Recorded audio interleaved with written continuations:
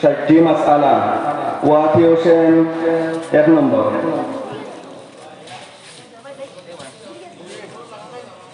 ইসমাইল হোসেন ইফাজ 60টি মাসআলার মধ্যে দ্বিতীয় স্থান।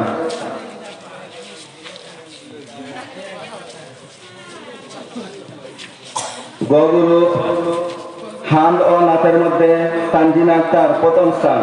তানজিনা আক্তার প্রথম স্থান। হামদ ও নাতের মধ্যে দুইজন সমান সমান মার্ক হওয়ার কারণে দুইজন এক হয়ে গেছেন। সানজিদা বেগম প্রথম স্থান। গ গ্রুপ হামদ ও নাতের মধ্যে সাইদুল ইসলাম তাহের দ্বিতীয় স্থান। সাইদুল ইসলাম তাহের দ্বিতীয় স্থান। ঘ গ্রুপ